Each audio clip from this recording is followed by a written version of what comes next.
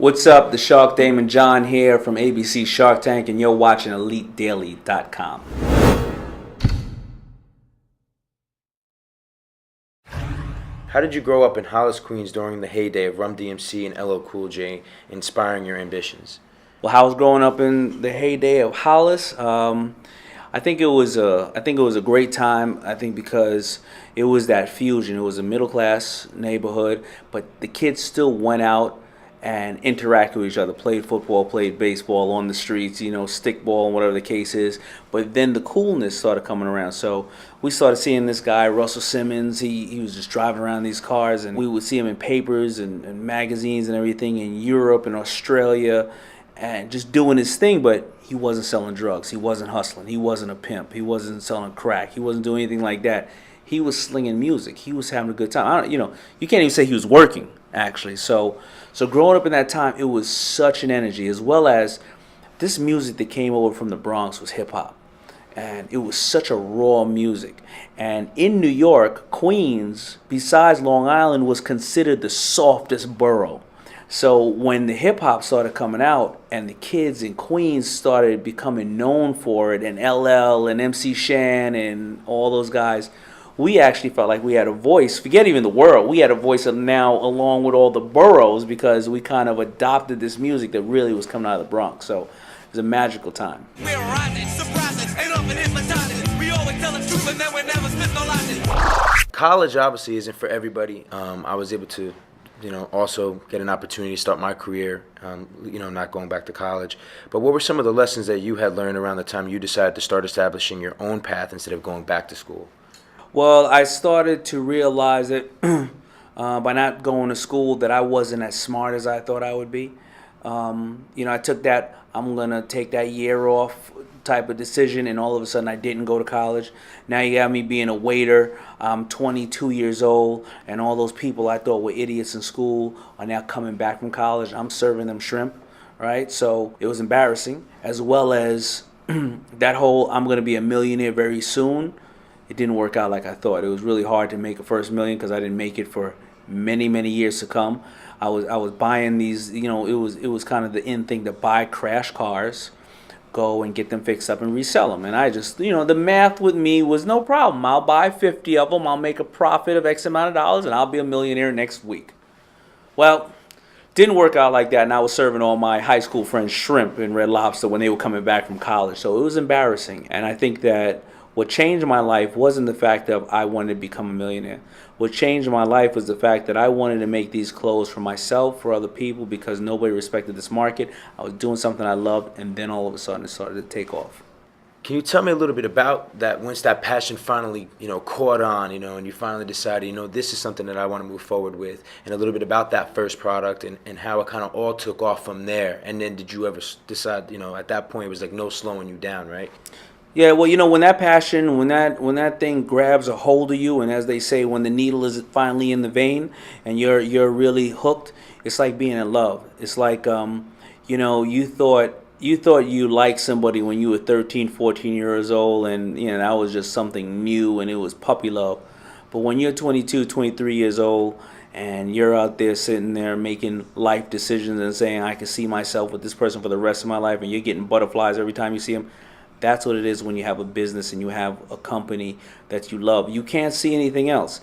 And I would have dressed people till today for free if I could. And I'm sure you hear that from everybody else. An artist will rap and sing, anytime they can be seen. And just like the kids in school who always got kicked out in special ed who are comedians, they can't help it. They know that that's the biggest bully in the schoolyard, and they can't help it but crack a joke, even though they're going to get their head cracked open, but they just love what they're doing. And that's just how it was as a business. When I fell in love with FUBU when I saw that first person walking down the street with my product on. FUBU. FUBU. Come on. FUBU.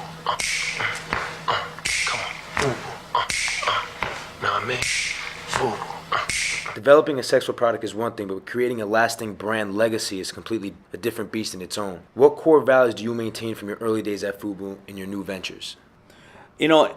I think that there's 4 levels that any brand or product can go through, they won't all hit the 4 levels. So you can have an item, and that item is, all right, I'm making bottle. There's water, and water can be getting anywhere from the fountain to the stream, or you put it in a bottle. You can then have a label. You put any label on there because you go into the store and you say, well, that's bottled water. I don't know the label's name per se. Then you have more of a brand, Dasani. It's a brand. We don't know much about it, but then you can become a lifestyle. Avion, vitamin water. So a lot of us don't get to the level of lifestyle where if you copy a piece of paper, somebody may say go Xerox it when really Xerox is a company, or you ask for a soda and somebody calls it a Coke, where it basically categorizes everything. You search for something, they say Google it no matter how you're searching, and that becomes a lifestyle. It's a challenge to go through those processes, and what I do with all my companies is I say to them that the easiest thing to sell in the world is the truth. Back in the days it was, make it they will come, and we can put some lipstick on a pig and dress it up. With this world of transparency today, you can create the biggest lie campaign that you like, but one person at your office can send out a tweet and say it's all garbage, and you're over. So if you understand that the easiest thing to sell is the truth, and you know your DNA, if you put that out there, then people will understand it and people will respect it. Or at least if you lose, they just weren't feeling you, but you know what it was. Wow, that is out of all the people that we've interviewed, that is one of the best statements that I've learned from an entrepreneur. Oh, my crap works for you? Okay, no problem. But you know what? The beautiful thing is, it's my story. It's what I've learned in my life. It could be good, bad, or indifferent. But again, it's the only thing I know. And that's the easiest thing that sells the truth. Right. The first year of business is obviously the most difficult for entrepreneurs. What was your work ethic like the first year of business and today? I wouldn't really tell you the truth that the first year of business is the most difficult because the first year of business, you're still learning, and often you're small enough and you're agile enough to make the corrections and learn the mistakes. I would say the first year of when you have employees and you have responsibility is where you really learn, the challenges. I've been fortunate enough to be the entrepreneur in residence at a university, a Babson University in Boston, Massachusetts this year. And there was a book written by the President Schlesinger, Len Schlesinger, and it taught entrepreneurship. And I never thought you could be taught entrepreneurship. You could be taught business, but not entrepreneurship. And the thing that all entrepreneurs have in common is every entrepreneur makes an affordable step forward, no matter what direction it is. Then they learn from that and they repeat it. That means that when you're in the dark, you can't see, you make a small step, you feel around, you keep going, or you step back because you stepped on something, right? And that's the first 1, 2, 3, 4 years of business. Entrepreneurs make the affordable step. The other people who are not entrepreneurs, who are doing it for money, make sometimes unfortunate steps. They go and they say, I need to get $1 million because that's going to cure the problem. Now you got $1 million problem. Or they make bad steps because they want to go get money because they just want to go get money. They want the Benz, and all of a sudden they end up in a place that they don't want to be. Or sometimes they end up not existing at all. So, you always just have to be somebody who really loves what you're doing and make an affordable step forward and learn and then repeat. Yeah, I mean, with Elite Daily, that's something that I think has made us become successful at this point. It's something that I've learned is the fact that we just work so hard to build something that people love and worry about money later. Let's just build something that that people will love and enjoy and be passionate about our work, and that'll come down the road. So absolutely, if all you care about when you have a business is what are you providing for the customer, how is the customer satisfied, and you're making affordable steps to keep providing, and then you're homing it in, you're fixing it and presenting it back out, your customer's going to love you for it. Unlike people who make steps and then they say, well, we're big enough, we start alienating our customer, it's about us. When you start doing that, you lose people just as fast. Right. The culture of hip-hop has catapulted the success of your first companies. What parallels do you see between hip-hop and entrepreneurism? That's a good question. I've never been asked that before. Hip-hop and entrepreneurialism. I think hip-hop is the rawest form of entrepreneurialism. Why? Because you have to really be your gut, you have to have talent, and you have to also, at this day and age where there's a lot of commercial aspects to hip-hop, you have to navigate the water. So unlike before, you get signed to a major label, you're out there. This time, guys are either if they're not getting it off a mixtape, or they're not found on YouTube, or they're not collaborating, they have to be an entrepreneur, because to be a successful writer or a hip hop guy, I mean, all of us can rap to some extent. All of us can say spoken word. All of us can get somebody to do it for us. So if you can't separate yourself by applying yourself with a delivery system to other people, you're not going to get out there. And that's the good thing. And that's why hip hop creates really raw energy, because it's the voice of the streets. It's the voice of people who are celebrating love or mad at where their environment has at what their environment has taught them. But also it's coupled with, how am I going to get the rest of the information out to the world? Because anybody can get on Twitter, YouTube, Facebook, and just say, listen to me. So how are those entrepreneurs getting out there? How's Machine Gun Kelly getting out there? How did we find him? He's an entrepreneur too, as well as he's an artist.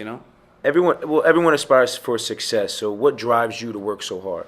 What drives me to work so hard is that I'm doing something I love. I love educating people.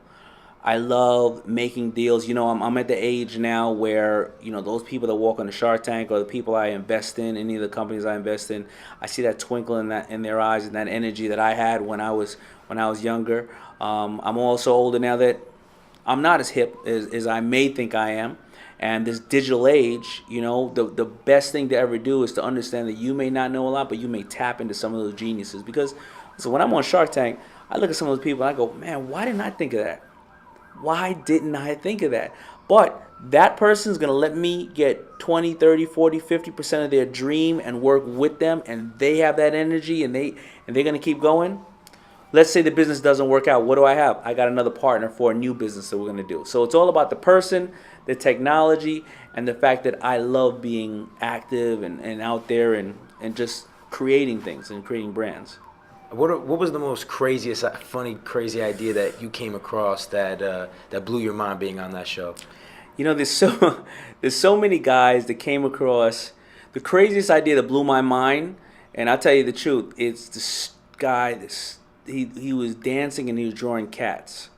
And it was, I'm going to draw a cat for you, right? I want to draw a cat for you. I want to draw a cat for you. And I really wanted the deal, but I hate to say it, my ego, I couldn't fight over a dude that was dancing, drawing cats. And I was fighting with Mark Cuban over it. And that guy, I really liked it, because you know what, I looked at that thing as being the next Hello Kitty. Him drawing these cats and putting it out there, and then he kept dancing, singing this stupid song. But I think that was the guy who I really am mad I didn't get. He was crazy, but obviously you got other people who were just totally out of their mind. But that guy was out of his mind in a good way, and I loved it. That's great. What was that? What actually was a great idea that maybe you invested in, or one of your co-judges invested in, that turned out to be a big success now? Well, there's a lot of great ideas that turned out to be great successes. I think the quickest flip of something that I did was Kevin O'Leary invested into a company called Talbot Teas, and these were two guys, and they were like the Versace of teas. And like the coffee craze maybe 10 years ago started, this tea, gourmet, exotic tea market is starting to grow. And these guys really about 4 years ago created this beautiful blend of teas.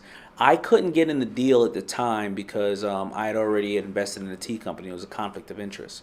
But after the show was over, Kevin O'Leary came to me and said, what can we do? And I realized I'll make way more money flipping this deal than I would with the money I was losing on the current tea deal. So I got out of my other deal, and we sold this thing to Jamba Juice for a lot of money. So the Talbot Tea guys are happy because they're millionaires now, and they see their dream come true when you have the name Talbot Teas in Jamba Juice. And as Kevin O'Leary would say, we got to wet our beaks a little bit on that, and so we're excited about it. Congratulations on that. Thank you.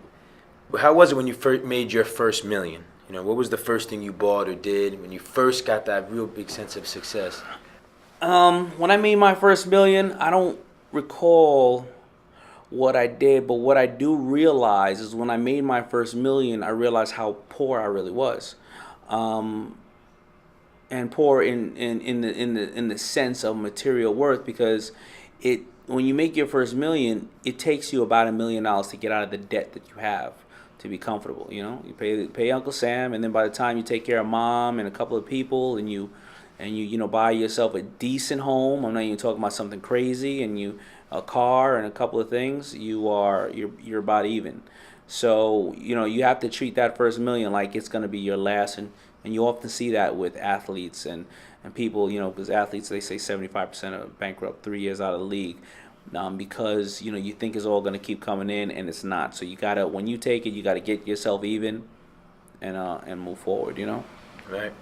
You're notorious for always having your hands in a little bit of everything.